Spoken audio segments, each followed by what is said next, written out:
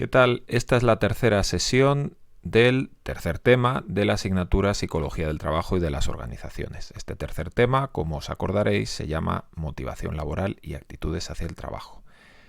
Los dos primeros epígrafes los vimos en sesiones anteriores y hoy nos toca valores y otros factores moderadores tanto de la motivación laboral como de las actitudes hacia el trabajo. Algunos de estos factores, como veréis, ya han salido en las dos sesiones anteriores, pero bueno, vamos a hablar un poquito más sobre ellos, haciendo especial hincapié en los valores morales de las personas. Las referencias que he utilizado son sobre todo la primera que tenéis aquí, el capítulo 10 del Manual de Alcover de la Era y colaboradores.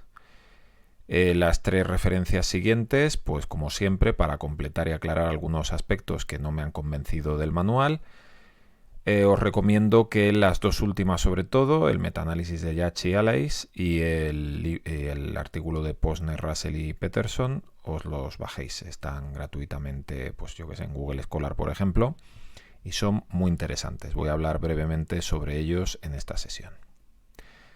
Bueno, pues este tercer epígrafe de valores y otros factores moderadores se divide, bueno, lo he dividido en los siguientes factores, por así decirlo. En primer lugar, afecto; en segundo lugar, personalidad; después, valores morales, me refiero, por eso lo pongo ahí, porque valor no tiene por qué ser solamente un valor moral, pero es de los que vamos a hablar. Primero, los valores personales o valores vitales, y después los valores organizacionales. Y por último, para terminar, vamos a hablar brevemente sobre diferencias culturales. Lo que voy a hacer en esta presentación es, valga la redundancia, presentar un par de enfoques teóricos interesantes, pero que como se van a desarrollar en las prácticas y en los seminarios, yo voy a hablar muy poco de ellos aquí. Pero bueno, os dejaré unos enlaces para que echéis un vistazo a unos vídeos. Muy bien, pues empezamos por el afecto. Al hablar de afecto, sencillamente estamos hablando de un concepto general que engloba emociones y sentimientos. ¿Existen diferencias entre las emociones y los sentimientos? Sí, en función de qué autor estés consultando. Las emociones es aquello que expresas, la parte afectiva que se expresa, y el sentimiento la que no se expresa, pero algunos otros autores dicen exactamente lo contrario. En todo caso, eso nos da igual en esta presentación. Lo que nos interesa es hablar de afecto, de estados afectivos en general. Entonces, el marco teórico que os propongo aquí, muy brevemente, es una alternativa al de toda la vida de Ekman, que es el de las emociones básicas, que seguro que todos conocéis. Vamos, yo creo que aunque... Vamos, gente que vea este vídeo por casualidad y que no haya estudiado en su vida psicología, seguro que le suena lo del modelo de las emociones básicas, que hay 5 emociones básicas y luego otras más complicadas y todo este tipo de cosas. A mí me gusta más el modelo de Russell, es un modelo dimensional y no un modelo categorial.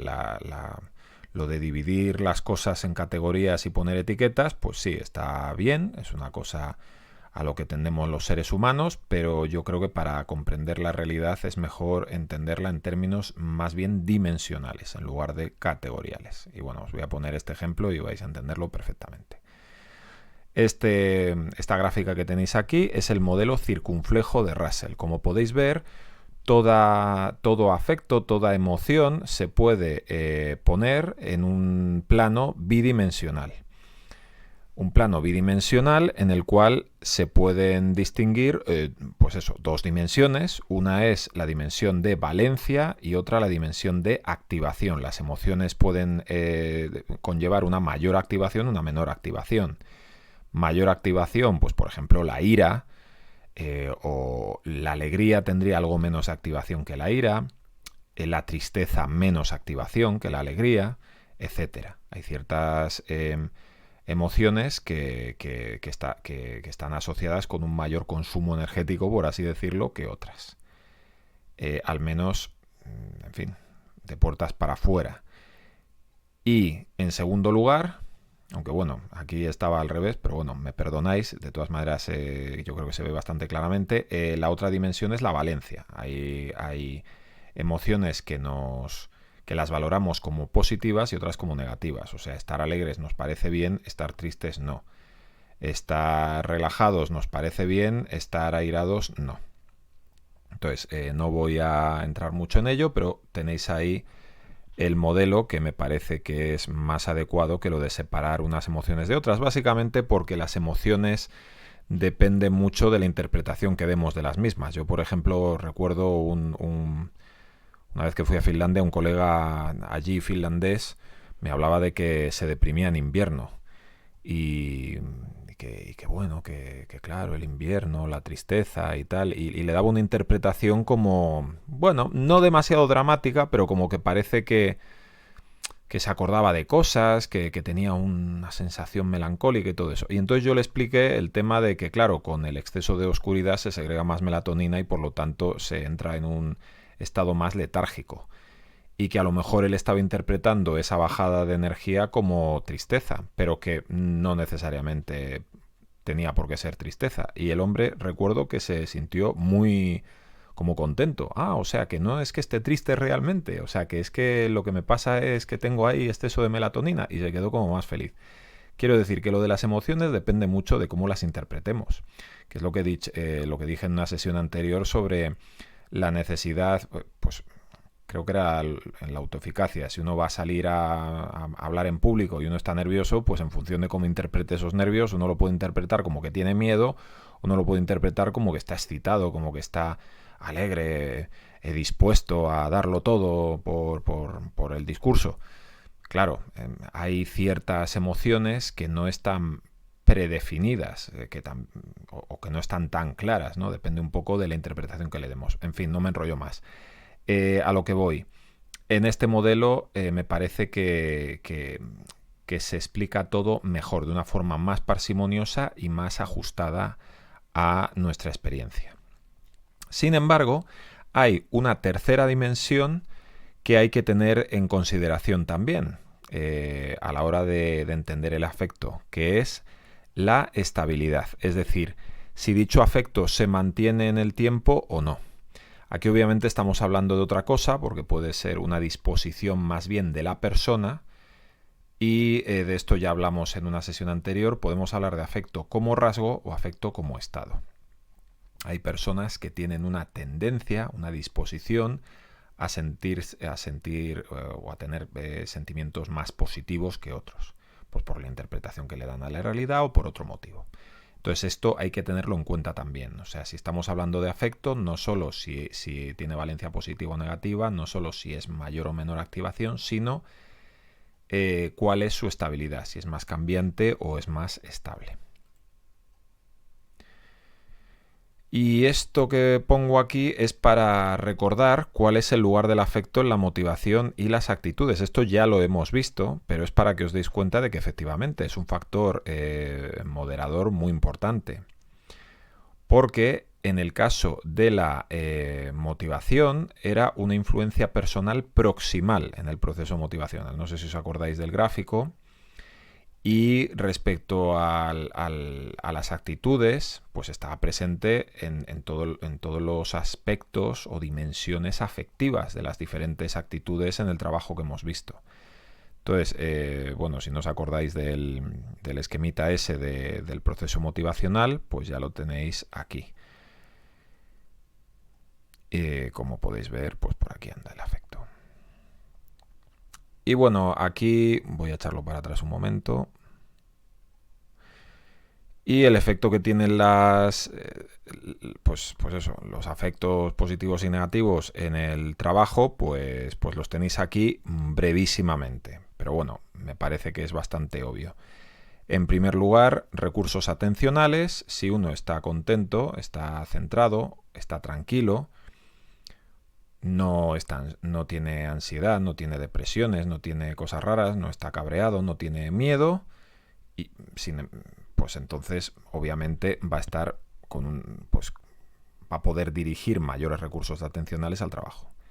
Va a estar más satisfecho, y si la persona, pues eso, tiene una disposición positiva, estable, etcétera, pues el afecto se ha visto que tiene una relación significativa con las conductas extra-rol.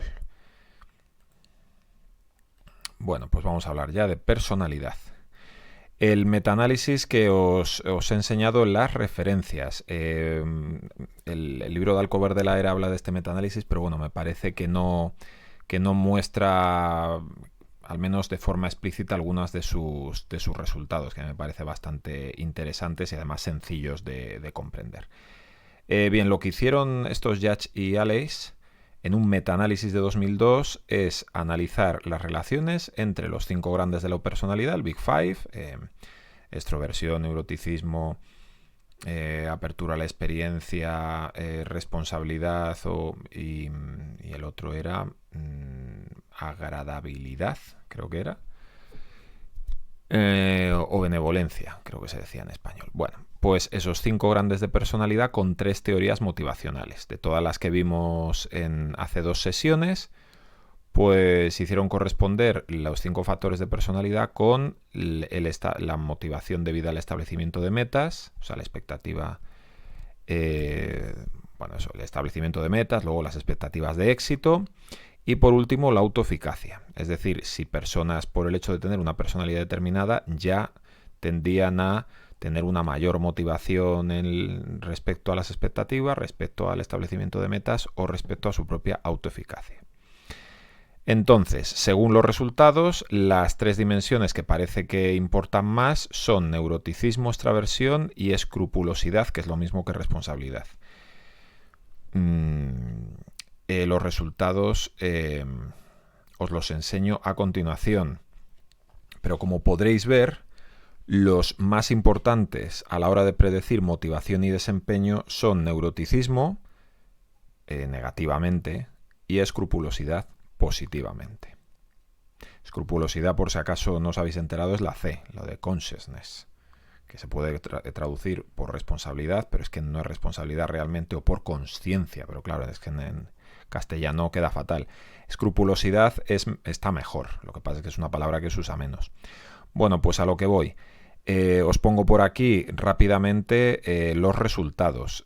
No los voy a comentar porque al final hay una tabla que sí voy a comentar muy brevemente, pero bueno, como tenéis aquí, para interpretar esto lo que os interesa es esta R o este RO, que básicamente os hablan de la correlación que se ha hallado entre, en este caso, la motivación debida al establecimiento de metas y los 5 factores de personalidad. Como podemos ver, la motivación es negativa respecto al neuroticismo, o sea, a más neuroticismo, menos motivación, a más benevolencia o agradabilidad, menos motivación, pero extraversión, apertura y escrupulosidad tiene una correlación positiva. Ahora bien, importante, hay que tener en cuenta los límites dentro del intervalo de confianza, que hay un límite bueno, a este C, vamos a ver, para no liar las cosas, este es el intervalo de confianza estadístico y es un 90%. A mí me parece que no debería ser 90, sino 95 o 99. Entonces, bueno, ¿por qué? Pues porque, por ejemplo, tenéis aquí, bueno, aquí no se ve bien, pero bueno, lo veremos más adelante, en otro caso. Por ejemplo, neuroticismo aquí tiene un valor negativo. Si aquí pasara de valor negativo a valor positivo, es decir, si el 0 está dentro del intervalo de confianza, entonces este valor, por muy negativo que salga, es estadísticamente no significativo, es decir, es lo mismo que un 0. Y lo mismo si es positivo, pero bueno, en este caso salen todos estadísticamente significativos, aunque como podéis ver, extraversión y apertura a la experiencia, el límite inferior está muy cercano a 0, lo mismo que en agradabilidad. Bueno, pues esto respecto a la motivación relacionada con el establecimiento de metas. Esta es relacionada con las expectativas de éxito. Veis, por ejemplo, aquí, apertura a la experiencia sale negativo pequeñito, pero toca el 0. O sea que aquí tenemos un 0. Y bueno, no voy a hablar mucho más de esto. Aquí tenéis la motivación derivada de la autoeficacia.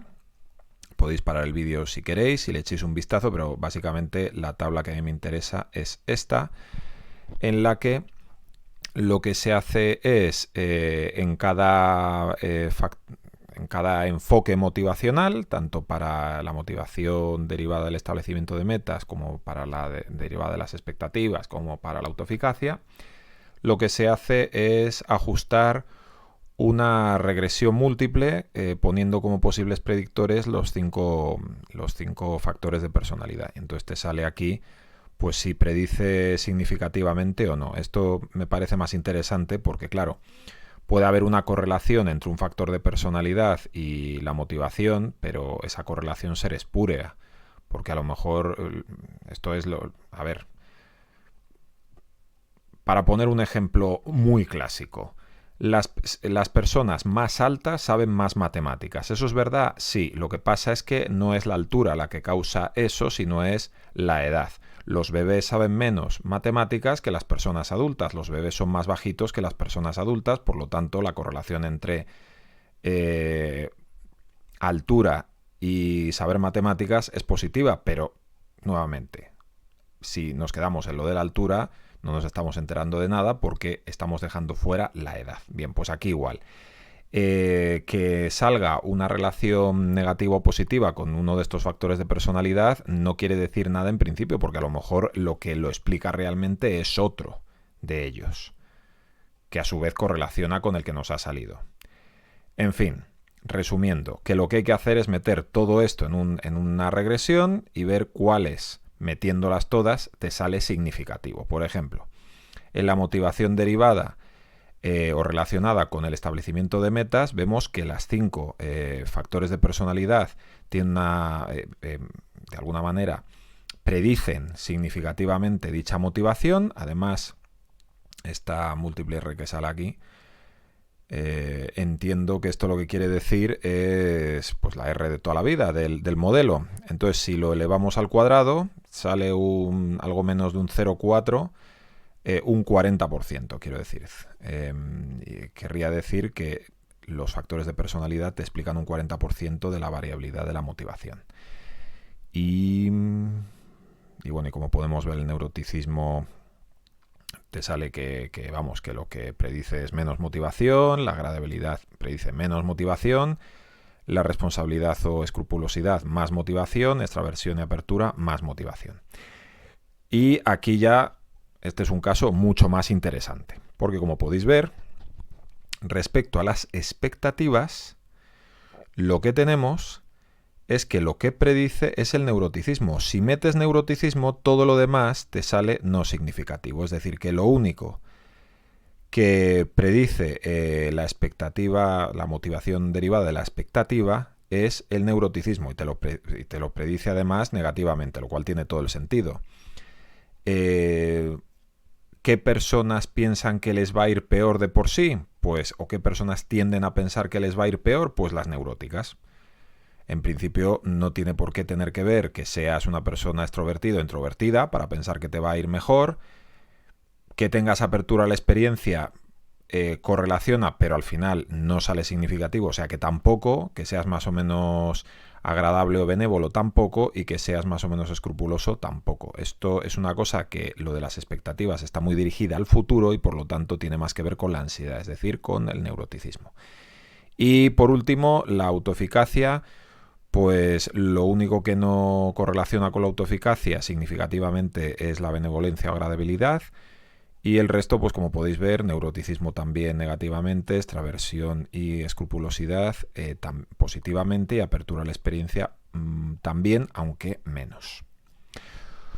Bien, pues vamos con los valores personales, los valores morales personales. Primero, definición y algunas características generales, diferencia entre valores y actitudes. Aquí vamos a decir algo que ya se dijo en la sesión pasada, pero bueno, para revisar un poco este asunto. Y luego hablaremos de los valores personales, pero descritas por el modelo de Schwartz, que es el modelo probablemente más conocido de todos. Y bueno, en este modelo se habla de valores vitales. Y luego a partir de aquí, pues hablaremos de valores asociados al trabajo y su relación con los valores del modelo de Schwartz. Bueno, pues empezamos con la definición y características de valores morales. Los valores morales son creencias transituacionales. Esto quiere decir que no se refieren a una situación concreta, sino que son generales. Estas creencias están organizadas jerárquicamente y sirven de criterio para el comportamiento. Los valores constituyen representaciones cognitivas de las necesidades. Hay cosas que necesitamos conseguir o se necesitan conseguir a nivel así genérico, impersonal o global o lo que sea, y por lo tanto, pues hay que ver qué elementos tienen que estar presentes o qué elementos hay que perseguir para la consecución de esos objetivos o de esas necesidades. Y estas necesidades, ojo, nuevamente los niveles de análisis pueden ser tanto individuales como grupales como organizacionales, por supuesto. Entonces, una misma necesidad sentida por dos personas puede transformarse en cursos de acción diferentes en función de los valores de cada una. Acordaros cuando vimos hace 2 sesiones en las motivaciones, los factores motivacionales, el primero de los enfoques que veíamos era el de las necesidades humanas. Decíamos que había un problema a la hora de, una limitación más que un problema. Y era que solo con las necesidades no se puede predecir el comportamiento, porque una misma necesidad puede llevar a 2 personas a actuar de maneras diferentes, incluso contradictorias. Bien, uno de los factores moderadores más importantes en esa relación son los valores personales. Porque, por ejemplo, una persona que tiene una necesidad de poder, pues en función del valor que tenga, pues va a actuar de una forma o de otra. Tiene necesidad de poder y su valor es, pues yo qué sé, la igualdad. Pues a lo mejor se mete en política o en una ONG. Quiere conseguir eso, quiere tener el poder para conseguir eso. Pero si la persona lo que quiere es pues una satisfacción económica, pues utilizar ese poder para otro curso de acción completamente diferente. Bien, y aquí pongo al final. Ojo, es a través del proceso de socialización y del desarrollo cognitivo de los seres humanos como las necesidades se transforman en valores. En principio, lo que tenemos cuando nacemos son necesidades. Y al final, con el desarrollo cognitivo, como los valores constituyen representaciones cognitivas de las necesidades, pues obviamente con el tiempo, no sé si os acordáis del modelo, de Piaget sí, y de Kohlberg, que tiene un modelo de desarrollo moral basado en el de Piaget, pues como os acordaréis, ambos modelos son de desarrollo cognitivo, uno de desarrollo cognitivo propiamente dicho y otro de desarrollo moral, pero de una moralidad racional. O sea, en este caso estamos hablando de unos valores con una regambre cognitiva importante, Y esto hay que recalcarlo porque nuevamente os tengo que decir que esta visión de los valores es una de las posibles visiones que hay. Que los valores morales son representaciones cognitivas, es una posibilidad. Pero ciertos valores morales o ciertos principios morales no tienen por qué venir de representaciones cognitivas. Pueden venir derivadas de ciertos instintos o de cierto aprendizaje instintivo o del tipo que sea.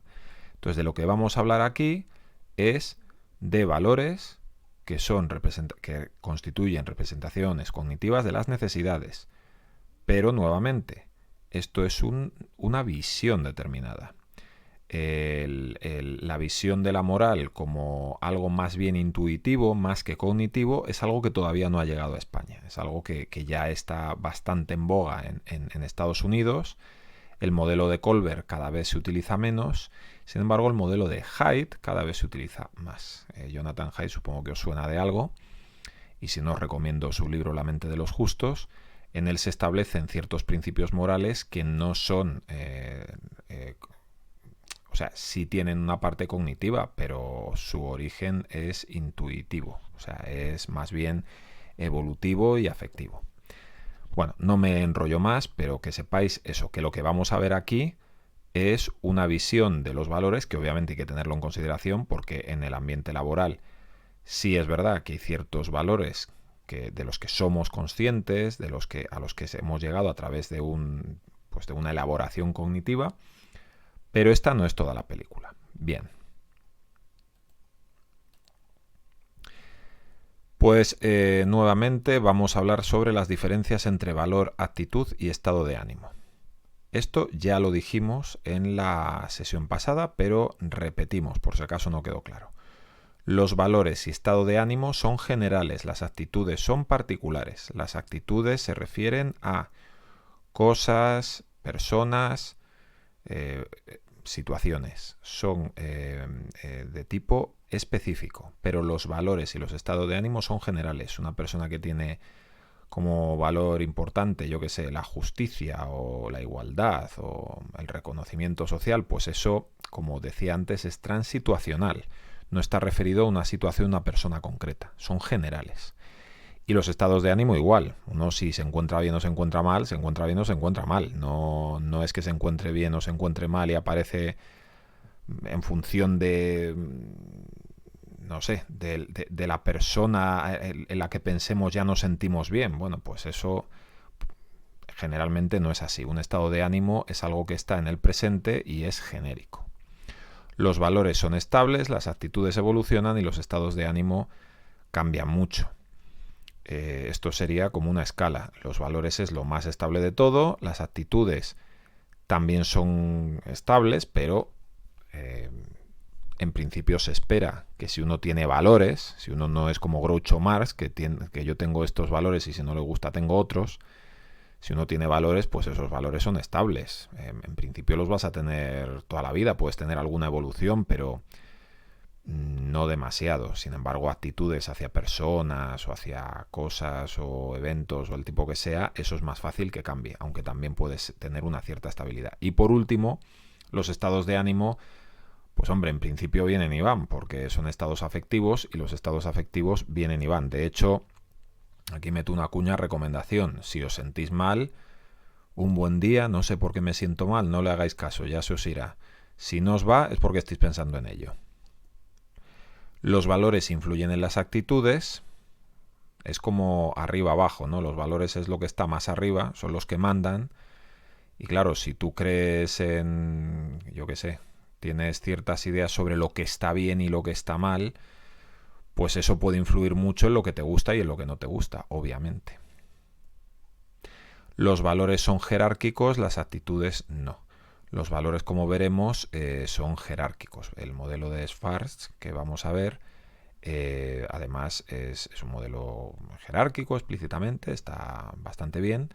Hay ciertos valores que son más importantes que otros, obviamente. Pero las actitudes en principio no. Te gusta más esta persona, te gusta menos esta otra, te gusta más este objeto, te gusta menos este otro, tienes mejor opinión sobre esto, peor sobre lo otro. Pero ahí no hay una jerarquía en sí misma. Y en este último yo no había pensado hasta la preparación de esta sesión y es cierto y me parece súper interesante. Los valores, actitudes y estado de ánimo se refieren a una perspectiva de tiempo específica. Y como tenéis aquí, vamos a Time Perspective, que es la primera fila, la fila que tenéis en primer lugar arriba.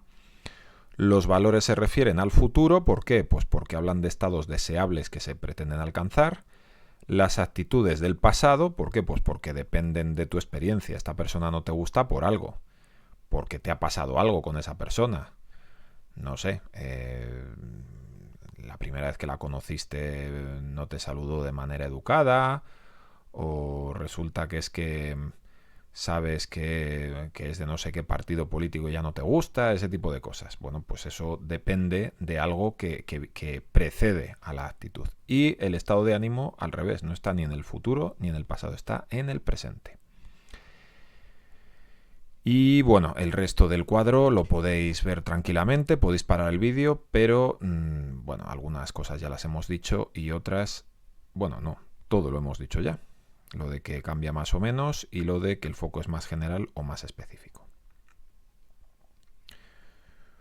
Muy bien, pues vamos a empezar con el modelo de Schwartz, que es el modelo sobre valores humanos más conocido que hay. De hecho, es muy ambicioso porque, vamos, se ha escrito muchísimo sobre este modelo y no solo sé que se haya escrito mucho, sino en diferentes países, lo que son los cuestionarios que se han desarrollado para medir los valores se han validado en diferentes países, etcétera, etcétera. O sea que tiene un trabajo súper importante. Y como digo, no está mal la pretensión de este hombre, que desde el principio ha sido crear una taxonomía de valores humanos universales, es decir, que se dan en todas las culturas y para todos los individuos. Entonces, estos valores están ordenados jerárquicamente, como hemos visto, en dos dimensiones bipolares.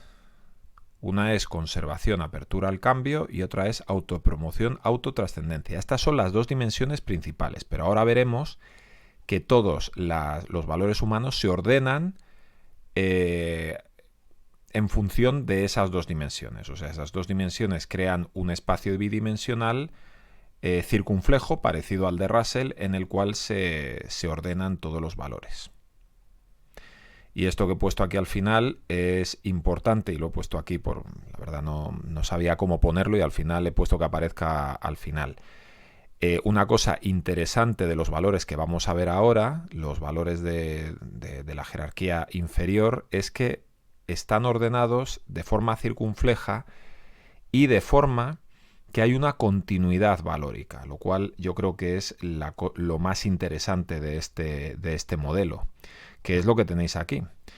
Tenéis estas dos dimensiones, autotrascendencia, autopromoción y conservación, apertura al cambio. Y como podéis ver, cada valor se parece a los que tiene al lado. O sea, la seguridad está relacionada con el poder, obviamente, pero la seguridad también está relacionada con la conformidad y la tradición.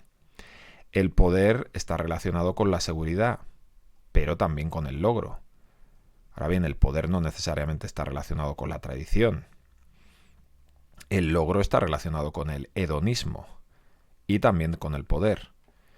Y así todo, ¿vale? Entonces aquí tenéis el modelo que a mí me parece súper interesante y vamos, y es de estos modelos que probablemente se mantengan mucho en el futuro porque no hay, vamos, yo no conozco ningún modelo actualmente que le haga sombra y este lleva ya décadas. En cuanto a valores.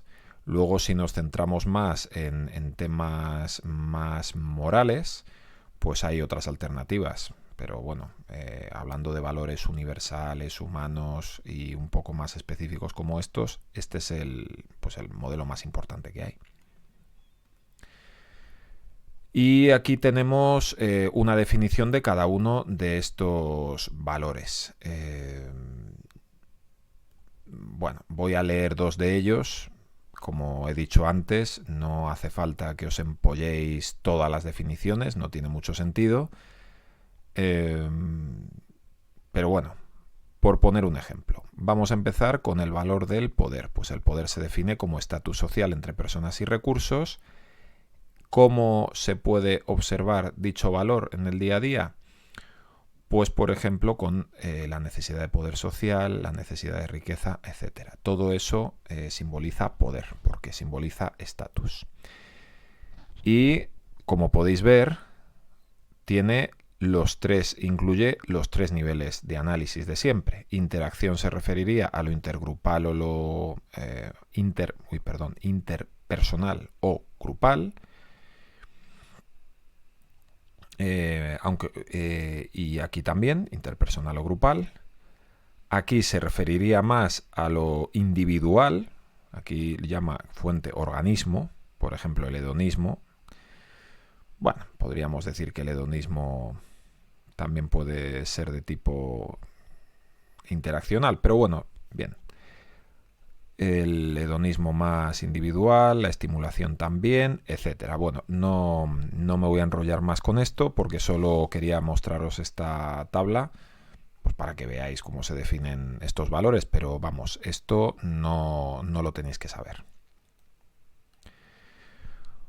Bueno, y estos eran los valores vitales, o sea, los valores del individuo, aunque puedan estar relacionados más con un ámbito más grupal o con un ámbito más interpersonal. Sin embargo, también podemos hablar de valores asociados al trabajo. Ha habido muchas teorías de valores asociados al trabajo, entonces lo que vamos a ver es una pequeña definición. Vamos a decir 3 cosas breves sobre los valores asociados al trabajo y luego ver una asociación entre algunas de estas visiones teóricas y los valores de Schwartz, los valores vitales. Entonces, los valores asociados al trabajo son expresiones específicas en los contextos laborales de los valores humanos básicos, metas y comportamientos deseados. Es decir, los valores de toda la vida, cómo se expresan, pero en el ambiente laboral.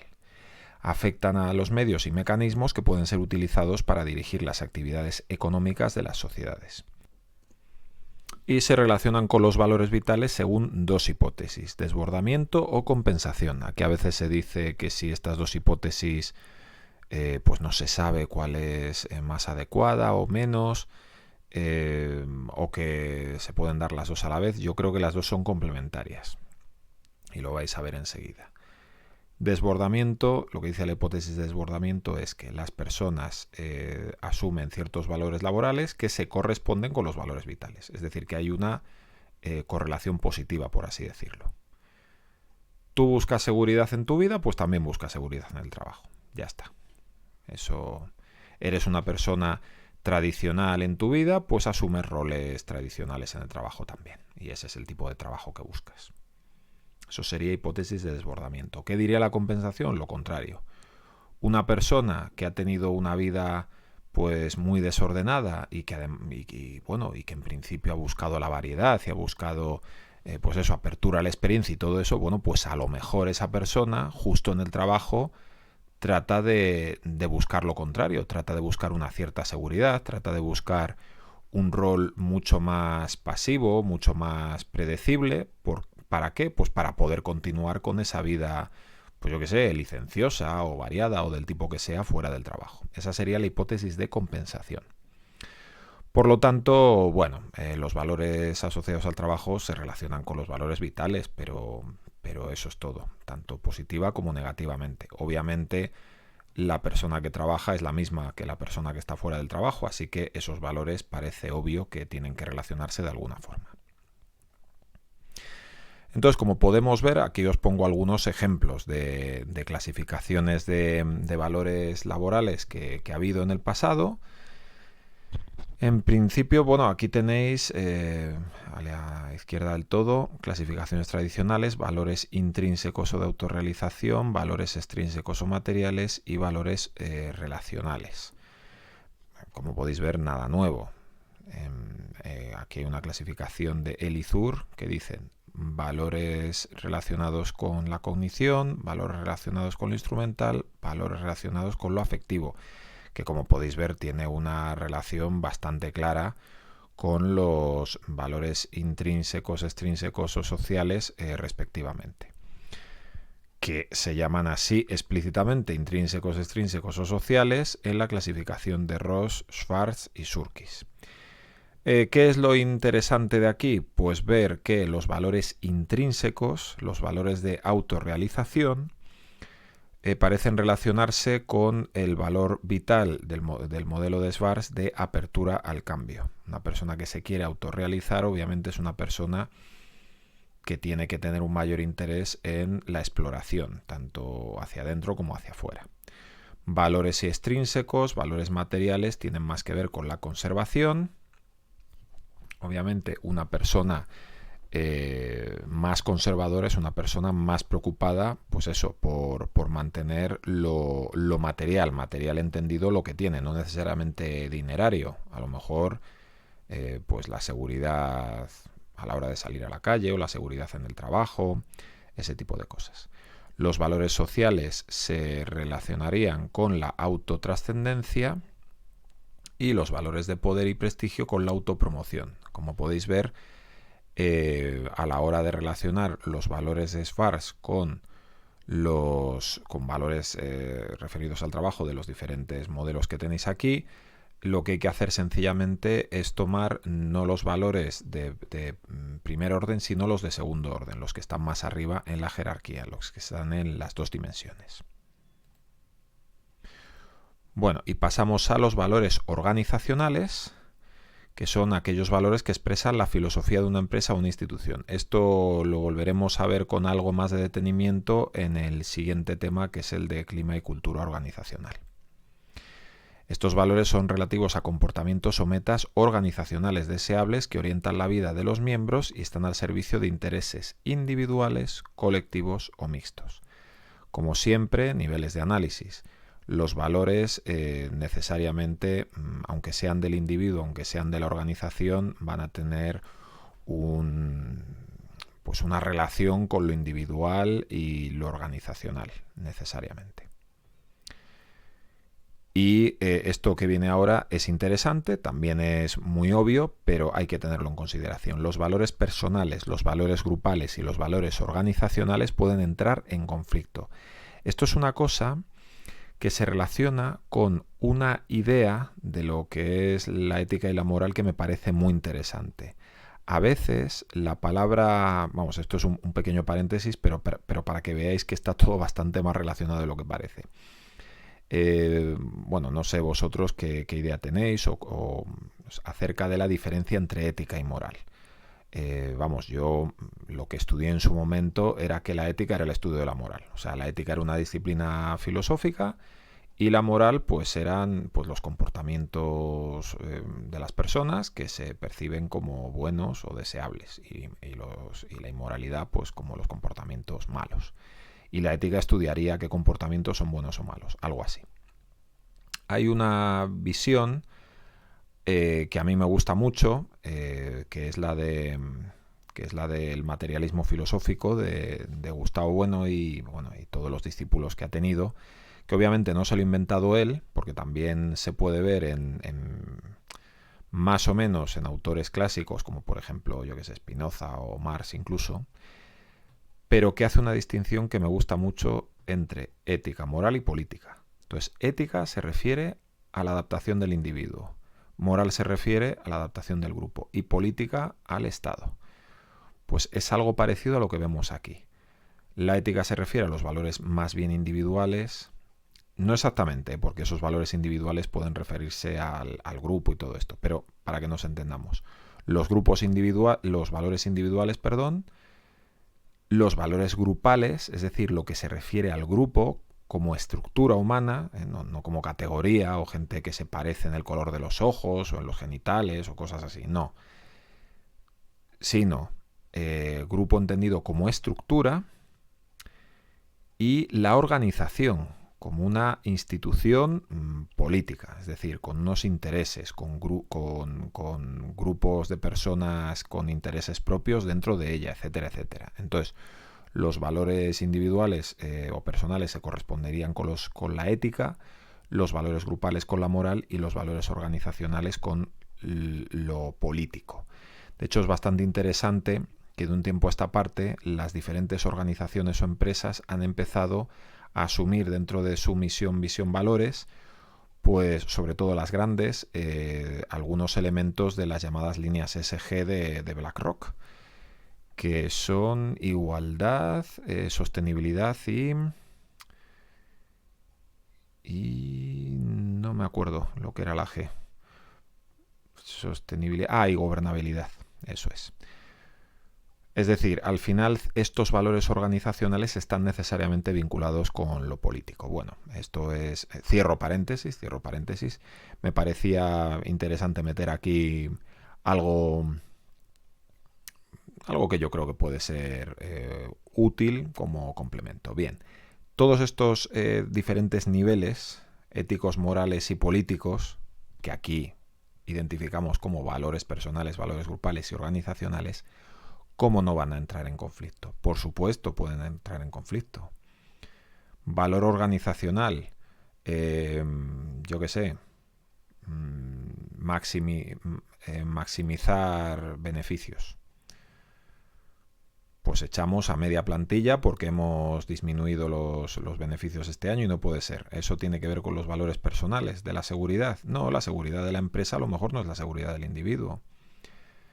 Y a lo mejor, y esto tiene que ver con la sesión que dimos sobre los diferentes modelos teóricos.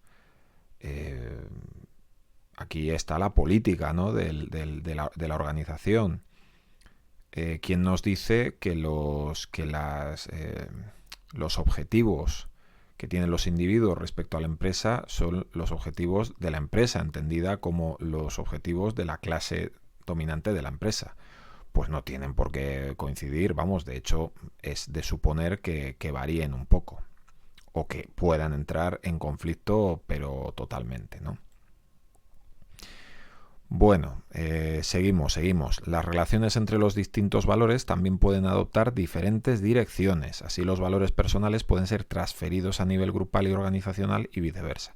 Bueno, obviamente, si una persona entra a la organización y acaba teniendo mucho carisma, mucho peso, etcétera, etcétera, pues ciertos modos de hacer las cosas pueden ser transferidos, pueden ser adoptados a nivel grupal, a lo mejor en el departamento, en el grupo de personas con las que trabaja, o incluso a nivel organizacional.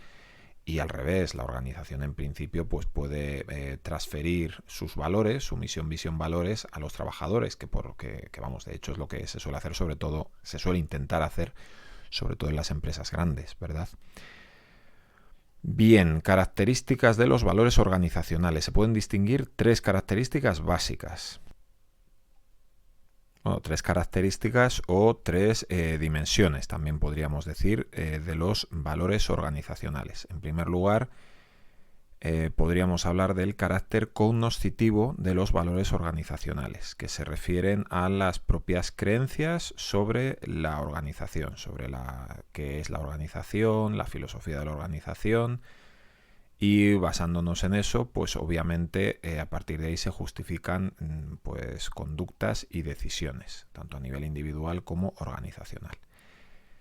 En segundo lugar, no solo tenemos los valores referidos a pensar lo que somos como organización, sino a lo que queremos. Entonces aquí hablamos de carácter motivacional. Los valores expresan intereses y metas fundamentales para la organización, así como medios más adecuados para lograrlo. Y por último, claro, si estamos hablando de valores, estamos hablando de jerarquías. Los valores organizacionales también tienen un carácter jerárquico. Hay unos que son más importantes que otros. Bien, y vamos con el último punto, diferencias culturales.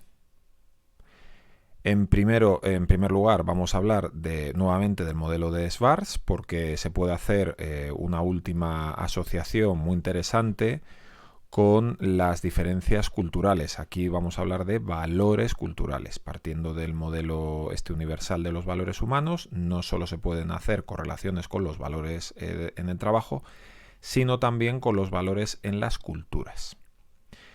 Y después vamos a nombrar, porque como dije al principio, no voy a explicar mucho esto porque es algo que vamos a desarrollar en las prácticas o en los seminarios, así que no quiero destripar nada aquí, pero voy a dejar para el futuro y para cuando lo veáis, y si alguien ve este vídeo, pues unos enlaces de YouTube para que podáis informaros sobre estos asuntos.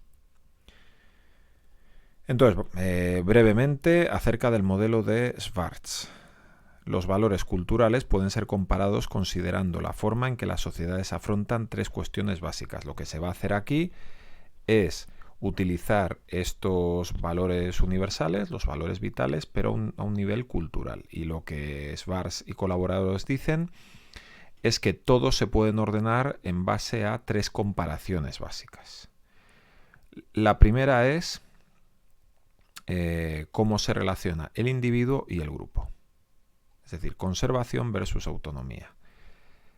Y esto se corresponde con lo que probablemente ya conocéis del modelo que vamos a ver luego, muy por encima, el modelo de Hofstede de las dimensiones culturales, que habéis oído hablar seguro, individualismo versus colectivismo. Bueno, pues esto tiene que ver con eso. Hay ciertas culturas que se han desarrollado a partir de una filosofía, que han desarrollado una filosofía más bien liberal, y otras no. Las filosofías liberales asumen que el individuo va antes del grupo, y si no eres liberal, pues asumes que el grupo va antes del individuo.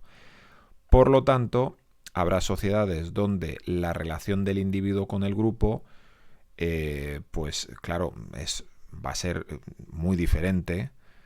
Se va a poner al grupo antes, y en otras se va a poner al individuo antes, obviamente, porque de ahí es de donde vienen dichas filosofías, dichas diferencias filosóficas culturales. Lo intelectual tiene más que ver con la autonomía y lo afectivo más con lo grupal y la conservación. Bueno, aquí no me puedo entretener, pero esto también tiene mucho que ver con la idea de moral que se tiene racionalista desde el liberalismo anglosajón. Por ejemplo, modelo de Colbert.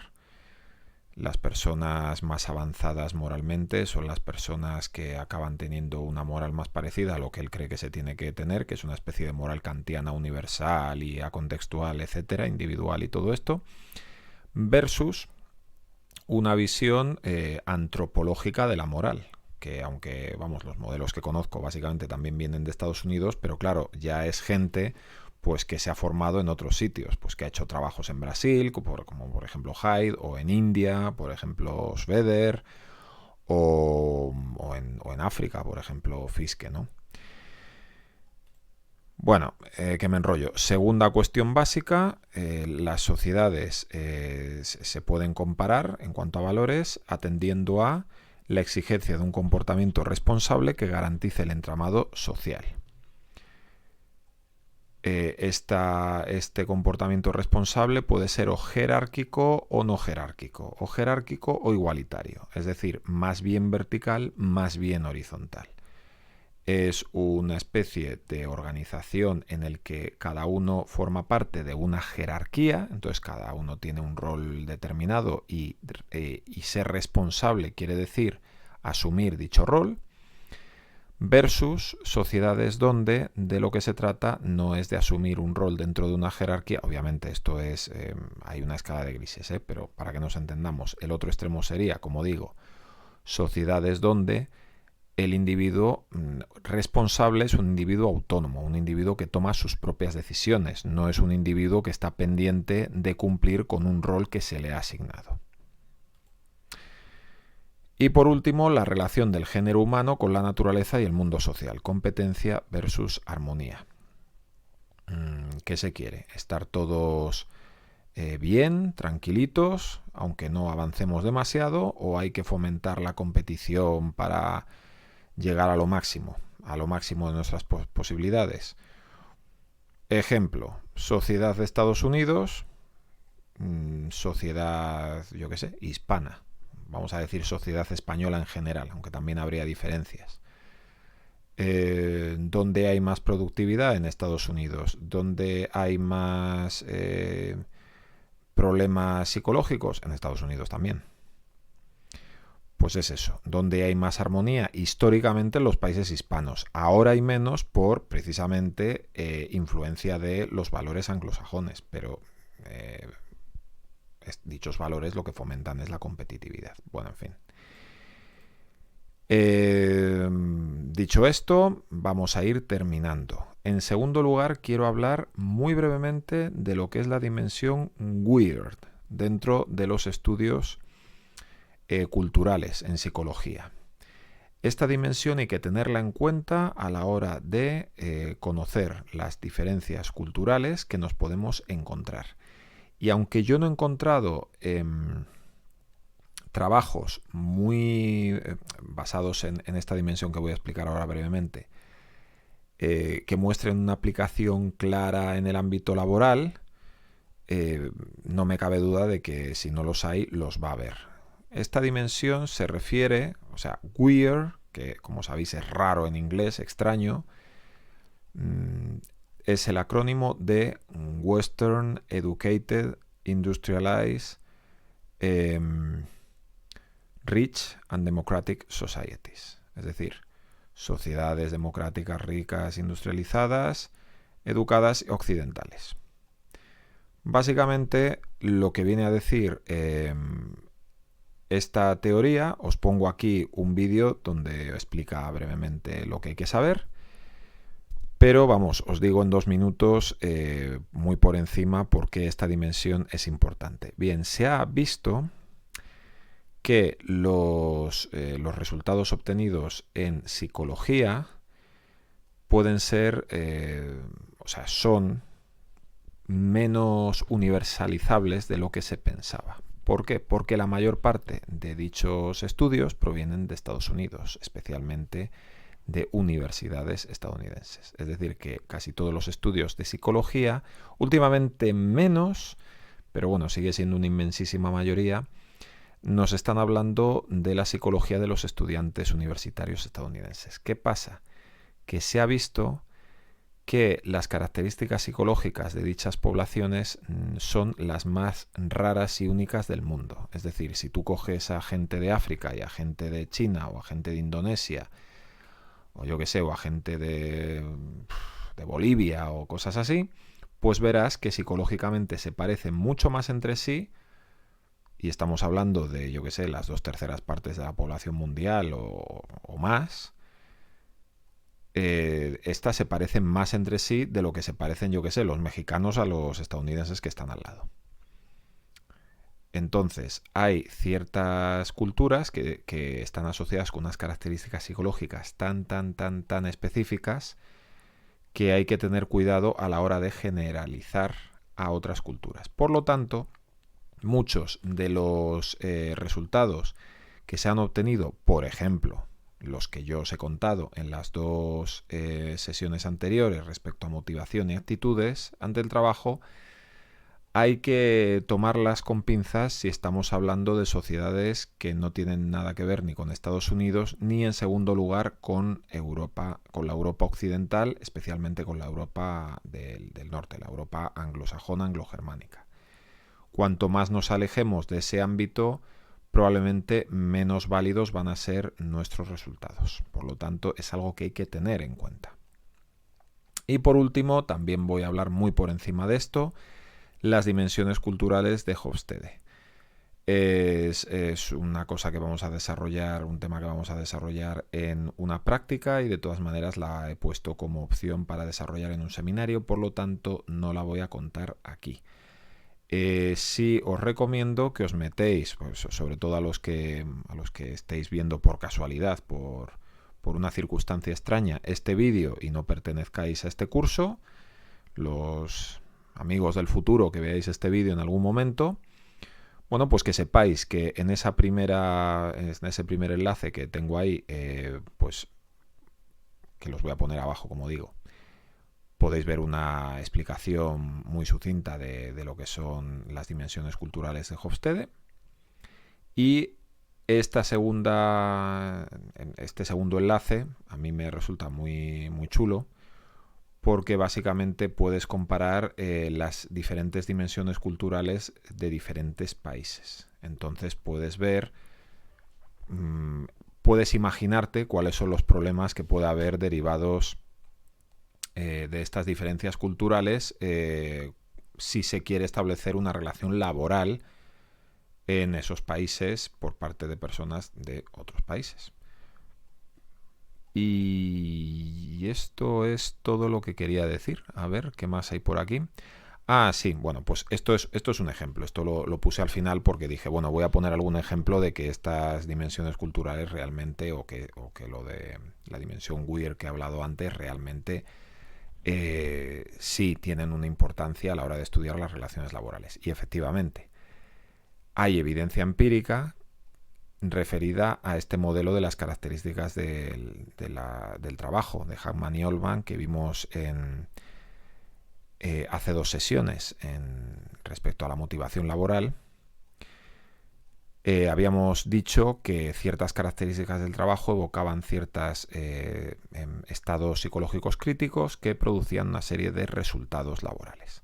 Bueno, pues lo que se ha visto es que estas características del modelo se relacionan con la satisfacción, pero su efectividad depende del tipo de cultura del que estamos hablando. Por ejemplo, se funciona más con culturas individualistas y baja distancia al poder, que es, por ejemplo, la sociedad estadounidense, que es en la que se ha desarrollado este modelo. Interesantemente, en otras sociedades, por ejemplo en China, sí se ha visto que funciona. O sea que sí funciona, pero hay que tener en cuenta que su utilidad depende del lugar donde lo estemos aplicando. Entonces, ya para terminar, los programas de cambio organizacional obviamente deben identificar los valores culturales de los empleados para hacerlos más compatibles con los cambios. Y más aún en el mundo actual donde hay tanto multiculturalismo. O sea, ya no solo estamos hablando de que vayamos a abrir una sucursal en otro país, que por supuesto, sino si vamos a contratar empleados que sean de otros países. Obviamente les podemos pedir que se integren ellos y ya está, pero si dentro de la organización podemos contar con cierto capital humano de otros países que sabemos que es de muy buena calidad, etcétera, bueno, pues a lo mejor podemos hacer el esfuerzo también de tratar de integrarlos y hacer los cambios organizacionales que tengamos que hacer, pero teniendo en cuenta sus valores culturales. Y bueno, ya está. Y aquí hablo de adaptar algunos aspectos de la intervención, ajustarlos a los valores culturales del país, cambiar las estrategias en función de estos valores y elegir agentes de cambio que faciliten la adaptación. Bueno, lo que he dicho, que las diferencias culturales son un aspecto fundamental a la hora de estudiar la motivación y las actitudes respecto del trabajo de los trabajadores. Y ahora sí, se acabó el tema 3. Muchas gracias por atenderme y hasta la próxima.